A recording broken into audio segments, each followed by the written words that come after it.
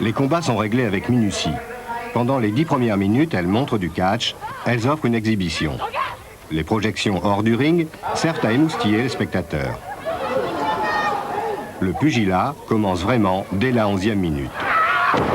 Et là, elles ne se font plus de cadeaux.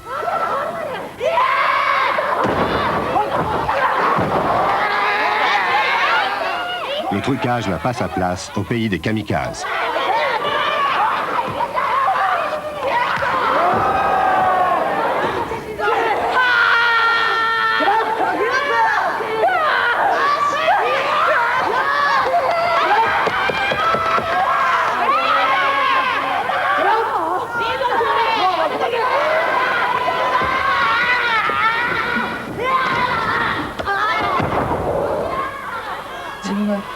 Si je veux gagner, je dois les écraser.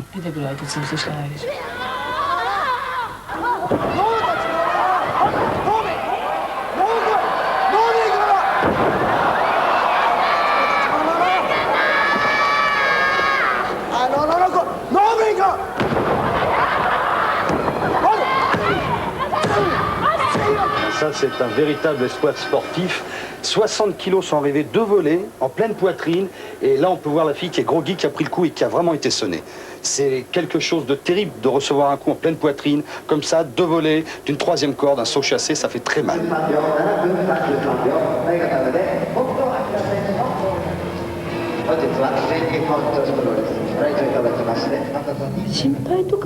Je ne fais pas attention à mon corps.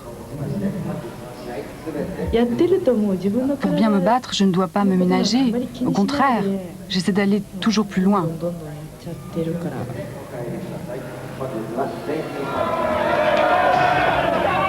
La Reine Bleue appartient à son public. Des fans, un peu excités, n'hésitent pas à lui arracher une poignée de cheveux au passage.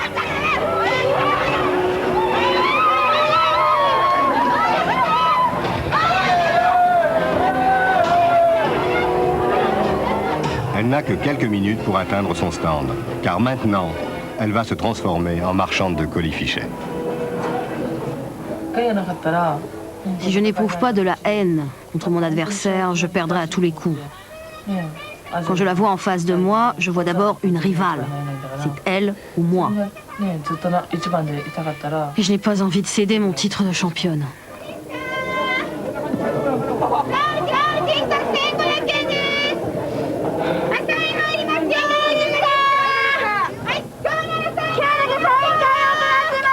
Pendant que Bull Nakano vend des gadgets au profit de la société de catch, le reste de l'équipe remet la salle en état en moins d'1 heure.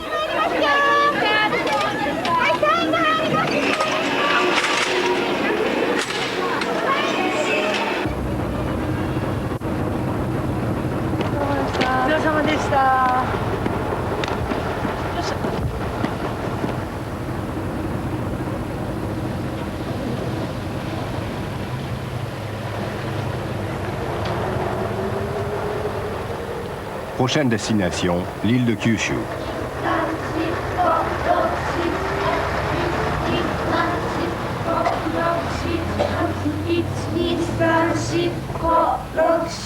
Pendant ce temps, au siège, à Tokyo, on prépare déjà la relève. Ici, le sport est un moyen et l'argent une fin. Pour les patrons, ces jeunes filles sont avant tout de la chair à combat. Nous avons créé notre société anonyme en juin 68. On organise une audition 1 fois par an. On reçoit alors entre 2 à 3 000 candidates. On leur fait passer une série de tests, essentiellement de la gymnastique et des exercices d'endurance. Au bout du compte, on en sélectionne une dizaine.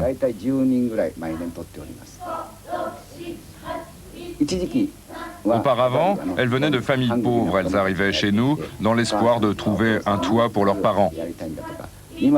Maintenant, les motivations ont changé. Elles viennent d'abord par amour du catch.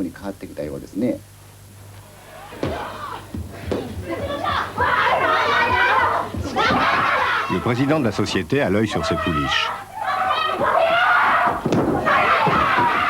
C'est lui qui les sélectionne, détermine leur niveau et supervise leur formation. La petite en pantalon rouge, Inoue Takako, en voilà une qui marche bien. En plus, elle vient de nous sortir un disque. Mais elle n'est pas la seule. On a beaucoup de bons espoirs. Par exemple, je mise beaucoup sur celle-là. Tenez là-bas, en pantalon noir. Elle s'appelle Asegawa.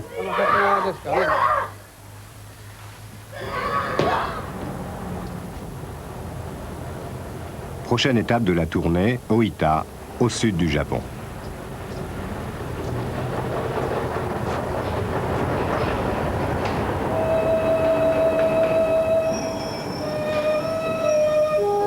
Debbie Malenko est américaine. Elle est venue en stage pour 6 mois afin de s'initier aux techniques japonaises. Elle découvre en même temps un pays aux coutumes souvent insolites. Le Japon, c'est le meilleur endroit au monde pour le catch féminin. Parce qu'ici, c'est vraiment du business. Je les adore. Ce sont des battantes. Je les observe tous les jours sur le ring et j'essaie d'en tirer des enseignements et une stratégie. Faute de temps, l'entraînement durant les tournées se fait sur les lieux mêmes des matchs. La jeune Akemi, avec ses 100 kilos, est un peu la tête de turc du groupe. Cela lui vaut l'honneur de servir de cobaye.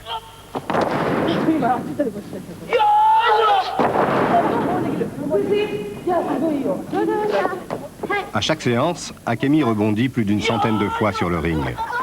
Son poids, ajouté à son manque d'expérience, lui font courir de sérieux risques. Bull Nakano est chez nous depuis 8 ans. En 8 ans, elle ne s'est jamais blessée une seule fois. Ne serait-ce que pour ça, c'est une catcheuse tout à fait exceptionnelle. Elle avait 15 ans quand elle est arrivée chez nous. Je savais qu'elle avait beaucoup de difficultés. C'était ce qu'on appelle une enfant à problème. Sa mère était inquiète, d'autant plus qu'elle était grosse. Sa mère s'est dit, je ne vois pas quoi en faire en dehors du catch. Cette société de catch est la plus florissante du Japon. Son secret, transformer les catcheuses en bonnes à tout faire. Et aussi, aller dans les campagnes, là où les salles sont louées pour 3 fois rien, à la rencontre d'un public en manque de spectacle.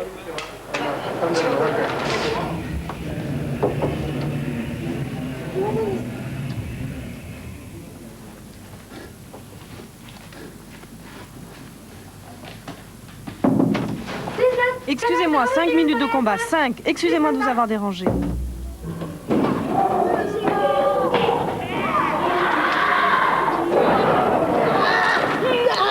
Les Japonaises ont mis au point un catch entremêlé de karaté, de judo et de pancrace.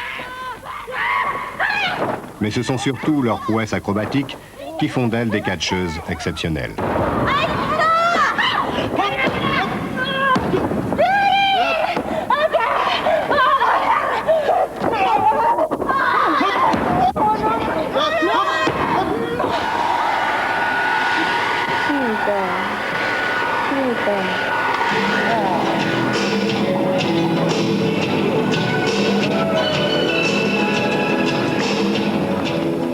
L'américaine Debbie Malenko participe aussi au combat.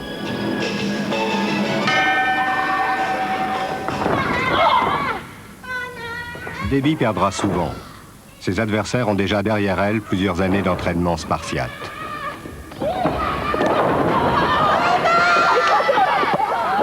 Mais la présence d'une étrangère est appréciée du public. Pendant ce temps, Cendrillon se prépare à entrer en scène pour le show musical de l'entracte.